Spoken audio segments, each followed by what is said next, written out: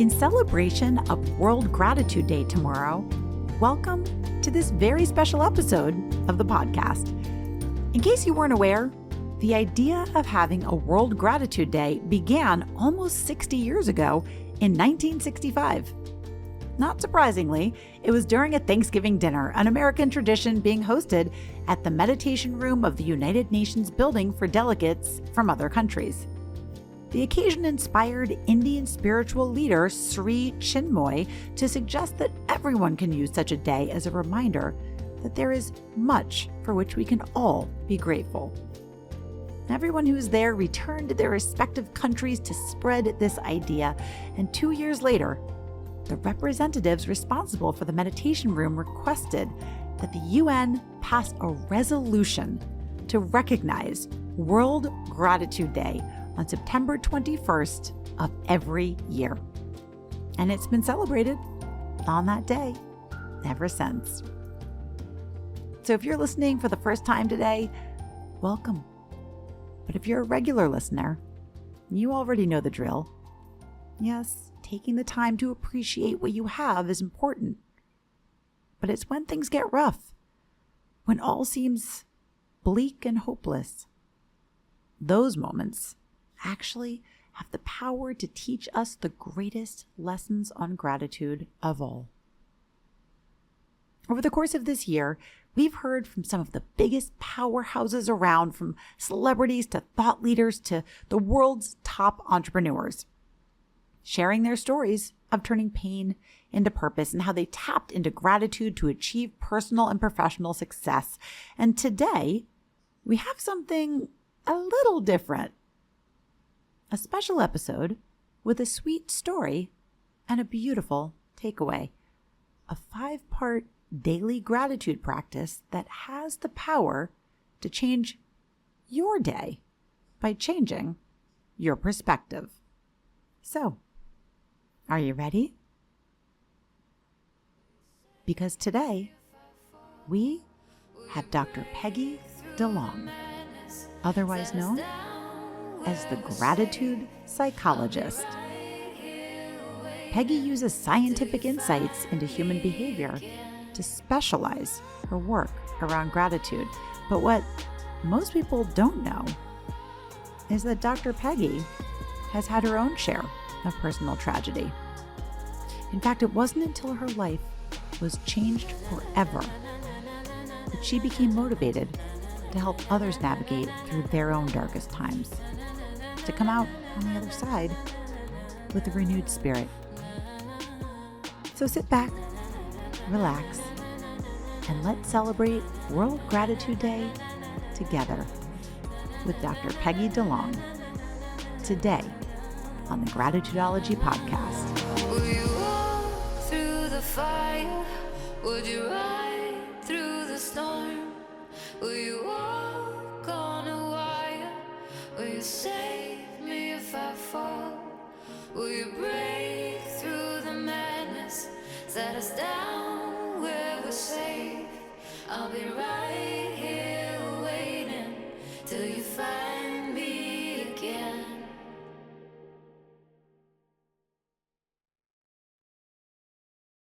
Dr. Peggy DeLong, thank you for being here. Thank you so much for having me, Jamie. Your story is so compelling and drew you to this space. It was a calling. Do I have that right? Absolutely. I didn't realize it at the time, but that's exactly what it was. I always say I was an ungrateful teen. I was an ungrateful young adult. I grew up in an area with tremendous privilege and was too busy comparing myself to other people. And that stole my joy and prevented me from appreciating what I had. Like many of us, teenage Peggy didn't just have the ability quite yet to operate from a place of gratitude. I mean, can you blame her? I don't know about you, but I spent my teens pissed at my parents, playing the victim, then drinking over it. I had zero self-realization. I had dyed pink hair, a nose ring, and then I wondered why my mom gave me side-eye. I mean, the nerve, right? But anyway, I digress. Back to Peggy. It took tragedy in my life to discover the power of gratitude for myself. And that was in 1994. I was engaged to a wonderful man. I was applying to graduate schools. I was fulfilling my dreams of getting married and becoming a licensed psychologist. 1994 started out amazing until suddenly it wasn't. It's a hard story to tell, but for those of us who are just trying to imagine what it was like, take us to the beginning. So tell me first a little bit about your husband before the cancer diagnosis. What was your relationship like? He was absolutely full of goodness, so friendly. Everybody loved him. People were just drawn to him due to his personality, his wit, his smile, the twinkle in his eye. That's what drew me to him. And actually, I had been dating his good friend, and I got more attention from him than the person I was dating. So we just ended up together, and we started dating 2 weeks before I was supposed to move to Colorado. And I changed my plans. I had a friend looking at apartments for me. She was ready to sign a lease, and I called her and I said, "Don't sign the lease. I've got a change of plans. I met somebody. I just knew in 2 weeks that we wanted to get married." And then I came back, and then we began our life together and got engaged. But unfortunately, he never made it to our wedding. He passed away 5 months before. We woke up on a Sunday morning, just as we always did, a lazy Sunday morning in our beautiful Victorian in Chatham, New Jersey, and he called me into the bathroom and said, "Take a look at this. Take a look at this lump." I had kissed that neck the night before and I didn't notice it, and it really was quite noticeable. It almost seemed to cast a shadow on his neck, and I felt it, and I remember I could not get the sensation of that lump off of my fingertips. And I just knew I had a premonition that I would be living my life without him. And I didn't want him to see me cry. I just knew it was bad. So I went to our window and looked over the parking lot, and I just silently cried while he finished taking his shower. And then we went about our way. And because he was so vibrant at 27, no one imagined that he had cancer. So he was tested for everything else. And 2 weeks went by, and then suddenly they gave us the news that it was a very aggressive form of cancer, and without treatment he would die in 2 weeks, and that even with treatment his chance of survival was about 10 to 15%. Now, I don't remember that at all. I don't remember being told those statistics. I only know because I wrote them down in my notebook that I then turned into my memoir, but my brain shut that out. I needed to know that he was going to survive. That was how I was able to be there for him. But unfortunately, he didn't survive. And it was in the last days of his life that I discovered for myself the power of gratitude through a simple cup of hazelnut coffee, of all things. When the doctors said that there was nothing left that they could do for him and that he was going to die, I sat by his side day and night with so much unpredictability, not knowing, is he going to die that day? Is he not going to be able to open his eyes and look at me? Some days he couldn't speak my name. I never knew what each day was going to be like, or if that was going to be the day that he died. So much unpredictability, but I was able to find comfort in the predictability of a simple cup of hazelnut coffee. When all of the visitors left at 8 p.m. and I was allowed to stay, I was alone with him. Sometimes he'd be sleeping, but that cup of coffee brought me comfort. I would wrap my hands around that styrofoam cup and feel the warmth. That brought me comfort. The aroma, hazelnut is very strong. That aroma permeated his hospital room and made it seem less sterile. And it reminded me of home, and I so longed to be home. So there was so much goodness wrapped up in that simple cup, and I couldn't understand why it meant so much to me. Now I know that what I was doing was practicing gratitude for the simplest of things, but it was predictable, that brought me comfort during the worst days of my life. Nothing else mattered, just being with him and being present for not just every minute, but every second that I had left with him. We chose for him to stay at the hospital, so he wasn't really on hospice, and I would say he was most of the time very lucid, even making jokes up to the very end, until about 48 hours before he actually died, having parties in his room. So it just came so quickly. We knew it was coming, but when the time came, it really was quick. And there was one night that I did not sleep over out of those 42 nights. And he called me early in the morning and asked me when I was coming. And when I arrived, he wanted me to bring a list of everybody that I knew who died. And this scared me. I didn't want to make this list. And I said, why in the world do you want me to make this list? And he said, because I saw them and they all greeted me. They knew who I was, but I don't know who they were, and I want to make sense of it. So I knew then that the end was near. And now that brings me so much comfort that my relatives were there greeting him. And also he had a friend from high school pass away when they were teenagers. And he had a dream about his friend, but his friend had his back toward him. So he felt that it was a message that it just wasn't quite his time yet. But then once again, when it was his time, his friend would be there to welcome him. He passed away 5 months before we were married. And the strange thing for me was there is no word for the loss of a fiance. Like widow, the definition is when you lose a married spouse. So I use the word widow, but because there is no other word for when a fiance passes away. So it's kind of even lonely to think that there isn't even a word for me. Peggy found herself a 20-something widow. Widow? She wasn't even sure that's what she was, but he was gone. For images of Peggy's time with her fiancé, head over to @gratitudeology on Instagram. After he passed away, I moved back home to be with my parents, and I was so grateful that they were nearby and I could go back to my childhood bedroom. It still had the pink walls and pink carpet, and I was just so grateful to be back with my parents. And they were grieving too. It was difficult for them to see me in pain and for losing their future son-in-law, who really was more like a son to them. And 6 weeks after my fiancé died, suddenly my father died. My father was a child psychiatrist and extremely goofy. Everybody knew and loved my father for his goofiness. He would ski in a multicolored clown wig and even run around my high school track that way during school hours on his days off. So I would go out for gym class and there would be my father running around the track in a clown wig just to be goofy. And he loved human connection, and it was one way that it sparked conversation, and his strangers became friends. Everybody knew my father. And one beautiful story, when I started dating my husband, he noticed the clown wig in my mother's china cabinet, and he said, "Why in the world does your mom have a clown wig in her china?" And I said, "Oh, that was my father. He used to ski in that silly clown wig."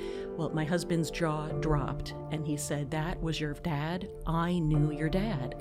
So I know with certainty before my father passed away that my now husband knew and spoke with my father because of that silly clown wig. To see a picture of Peggy's father skiing in his wig, head on over to @gratitudeology on Instagram. So my father had a sudden heart attack while skiing in Vermont. And the crazy thing is that just 2 weeks before he died, he told me that when his time came, he wanted to die on a chairlift. So it was so beautiful. Like, who gets to leave this earth exactly the way they want? So I'm not sure if my father had a premonition about his own death, but the fact that he told me that just 2 weeks before it actually happened brought my family so much comfort. He had a sudden heart attack on a chairlift while alone skiing in Vermont at Okemo Mountain. And then I learned from an Okemo local that the name of the meaning of the word Okemo means all come home. Peggy's trauma and grief was starting to shapeshift. She was opening her mind to the potential concept that death wasn't the cruel end, rather a sort of homecoming. And it wasn't just the back-to-back tragedies that sparked this new awareness. Peggy was transforming into a new person with a new perspective. Ever since that hazelnut coffee, I always had a sense of gratitude, and I had a knowing that everything was going to be okay. And people were amazed at why I wasn't falling apart. And I truly believe that part of the reason that I wasn't was because paradoxically, I was facing my grief head on. I didn't avoid it. I faced it and I felt it. I truly believe that all of these methods of positive psychology, including gratitude, are only as powerful to the extent that we allow ourselves to feel our emotional pain. I knew that intuitively. I know so many well-meaning people around me wanted me to feel better. It was so hard for people to see me in pain.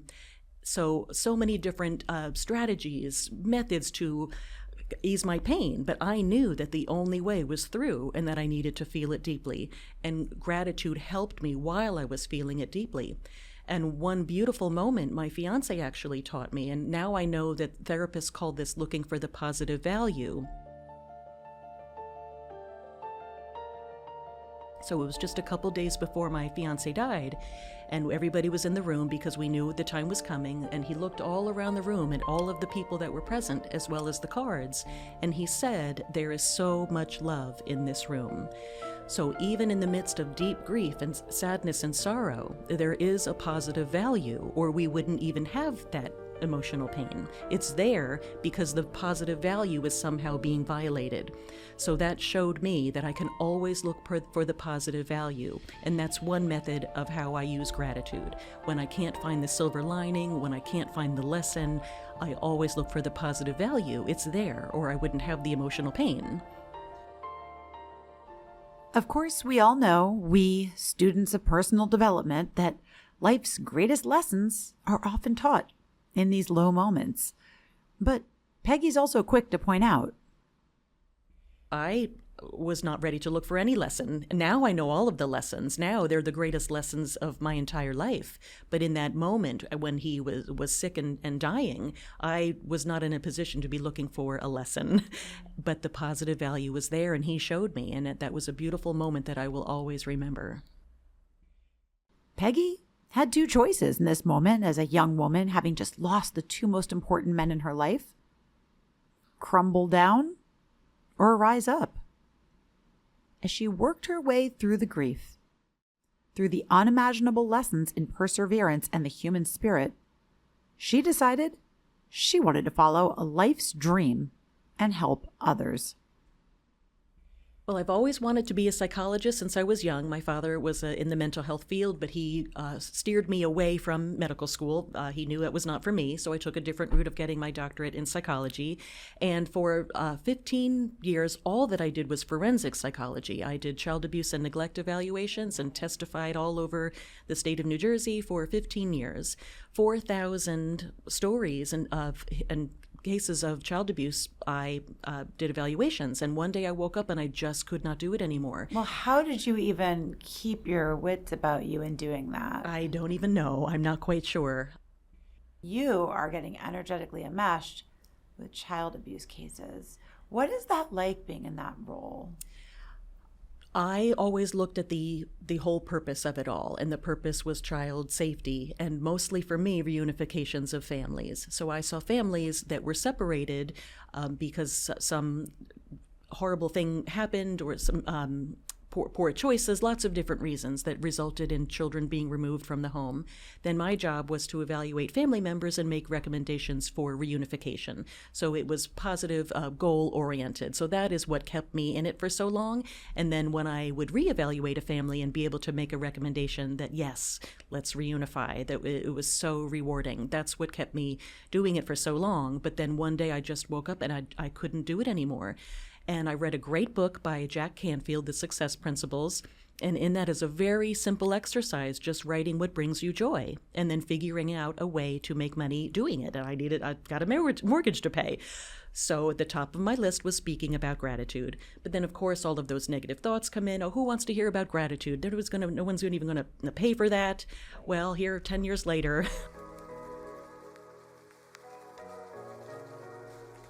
In fact, I did World Gratitude Summit with Jack Canfield, the very person whose book I read. So it not only is it a rewarding career, but I get to meet fascinating people, including you, and just the opportunities and such positivity. It fires me up speaking about gratitude. I just get so excited. People have told me before it's okay, because I was worried when I started speaking, and I felt so called to speak about what I call gratitudeology. But I was worried because I speak in corporate environments as well. I was worried it was going to be a soft subject. And a speaker coach said to me, you can have a soft subject if it solves a hard problem. So that's what you're doing. You're out there solving hard problems. So I know you have a whole kind of protocol around gratitude, and I would love to hear more about that. Sure, it has evolved over time, but I really think that it's reached a sweet point where I call it the Grateful Day. And it's interesting, when I say that out loud, it sounds like the Grateful Dead. Yes, I was thinking that. And my fiance was the biggest Grateful Dead fan ever. He's still channeled through me and giving me these messages, and that's how I came up with the Grateful Day. And it's really just 5 exercises in gratitude that take less than 5 minutes a day on our busiest of days. Of course, we can spend more time, but even on the busiest of days, it does not need to take more than 5 minutes. Exercise number 1 is just to say thank you out loud when we wake up in the morning.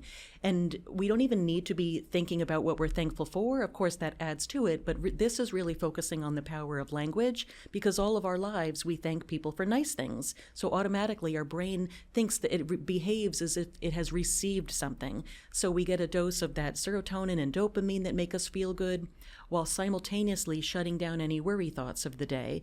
Unfortunately, for many people, when we're going through a difficult time, it can feel the heaviest when you first wake up in the morning. The heaviness in your heart, negative thoughts. So simply saying thank you helps to shut down those worry thoughts, so that before you get out of bed, you can have just enough of a shift to have a better day. And that takes 2 seconds. Exercise number 2 is to set your intention at the beginning of the morning to be more aware of your blessings. And this can be done in the shower, while brushing teeth. It doesn't need to take any more time because you attach it to an activity that you already do every morning. This is so powerful because it activates the reticular activating system, or RAS, that works as a filtering system.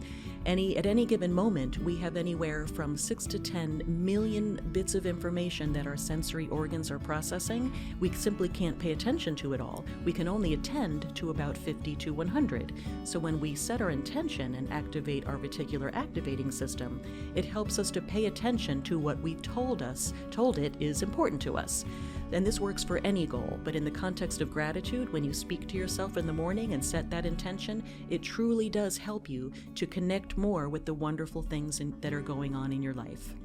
And that doesn't need to take any more time. So now we're at exercise number 3, and we've only spent 2 seconds. Exercise number 3 is really powerful, and that's to express appreciation for one person every day. And what I love about this exercise is because it automatically factors in the number 1 predictor of happiness, our human relationships, the quality and depth and frequency of our human relationships. This fact, that human relationships are the number 1 predictor of happiness, comes directly from the monumental study out of Harvard deemed the world's longest scientific study on happiness, which tracked 700 men and eventually other members of their families for over 84 years and counting, from the late 1930s until today. The study involved thousands of questions and hundreds of measurements on what keeps people healthy and happy.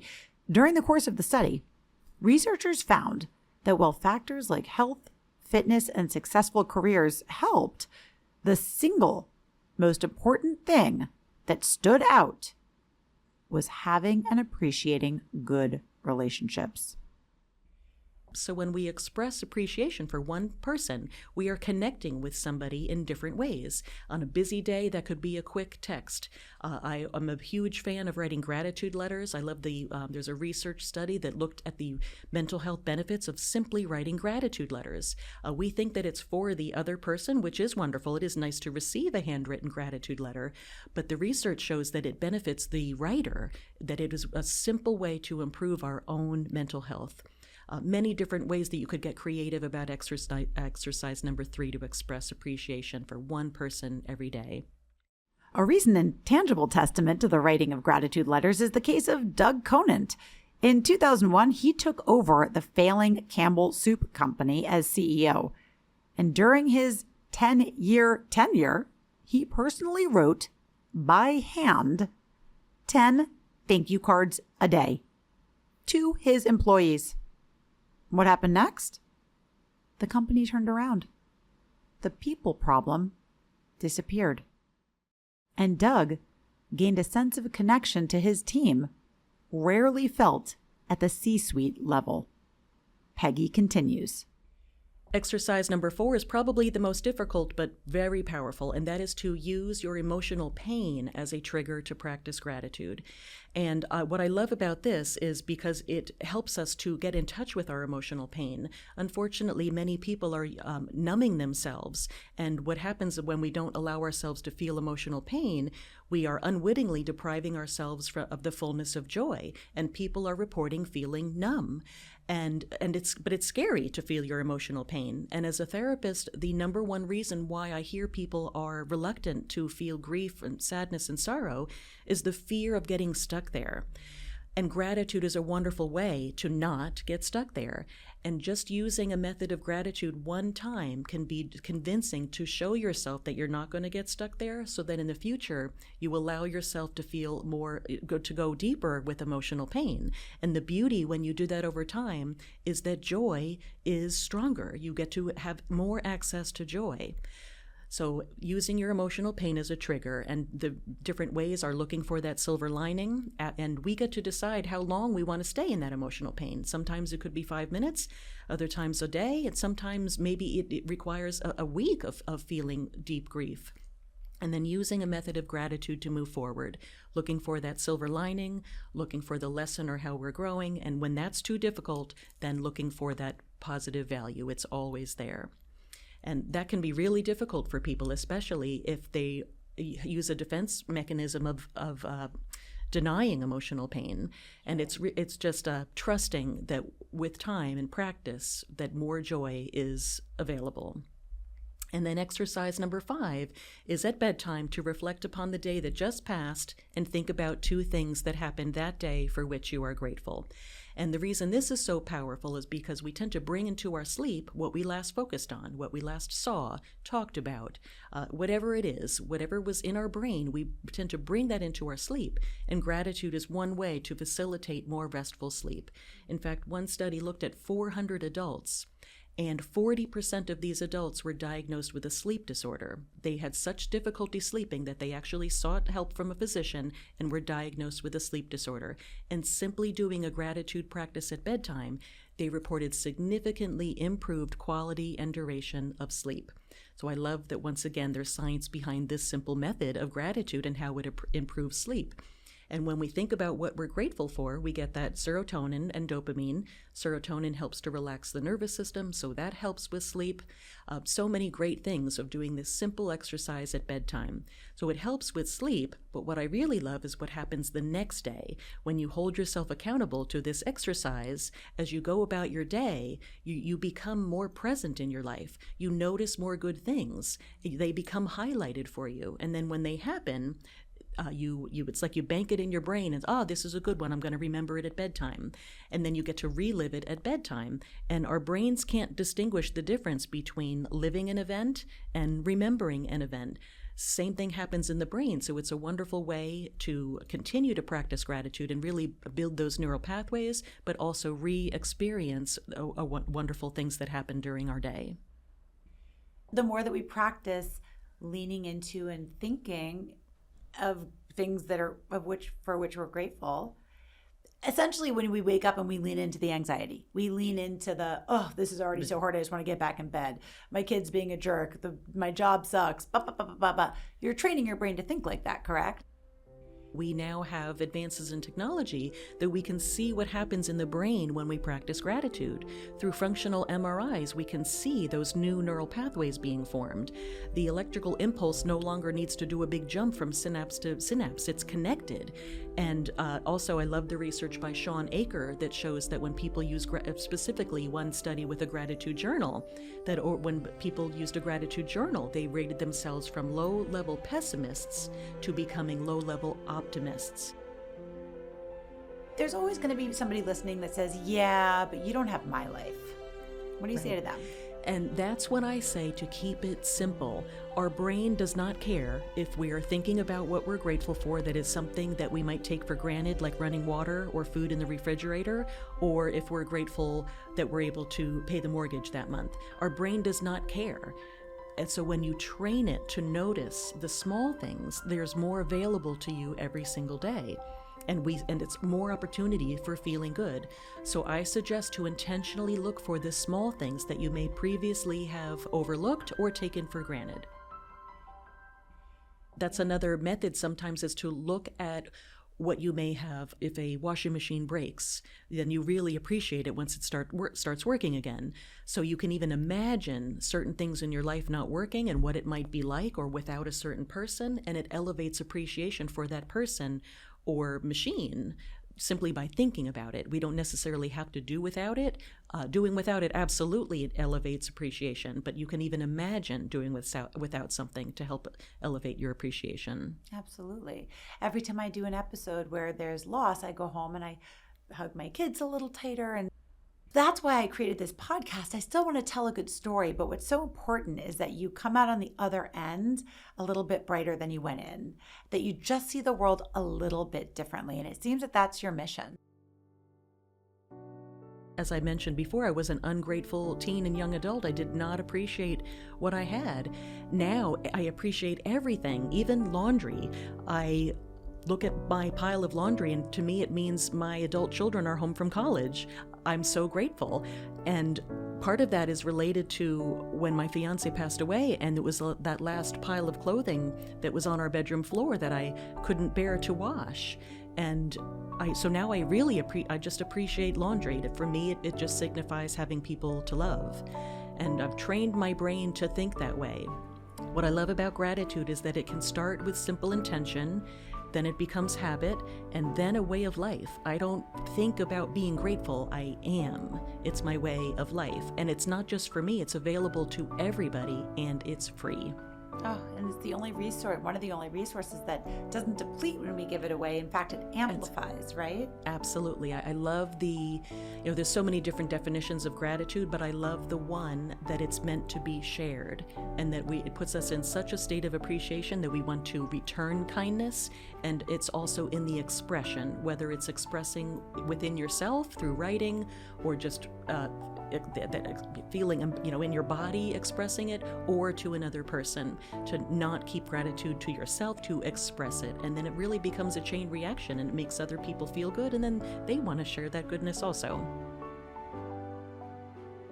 To quickly recap what we learned from the Gratitude Psychologist, first, say thank you when you wake up.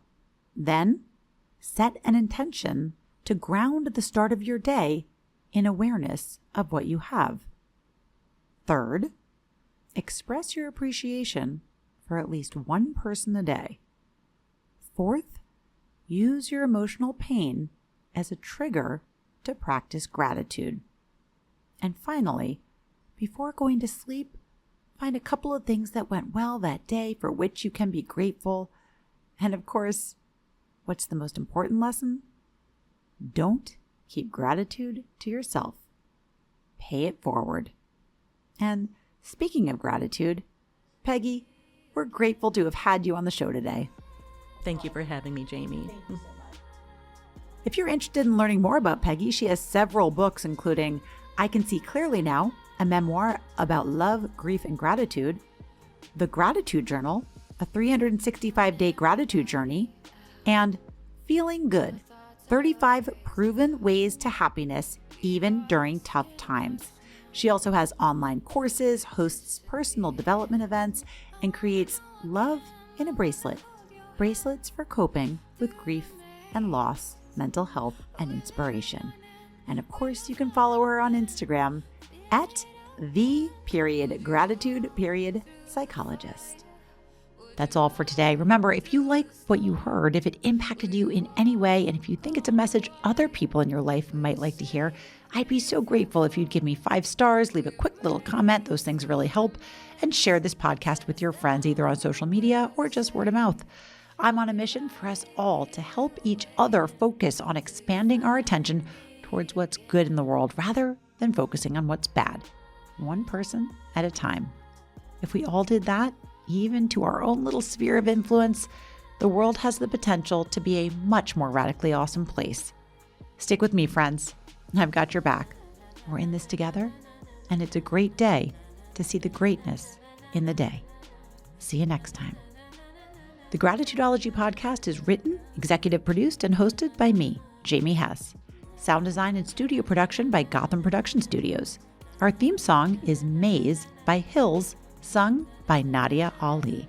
And don't forget to follow us on Instagram at Gratitudeology. Will you walk through the fire? Would you ride through the storm? Will you walk on a wire? Will you save me if I fall? Will you break through the madness? Set us down where we're safe. I'll be right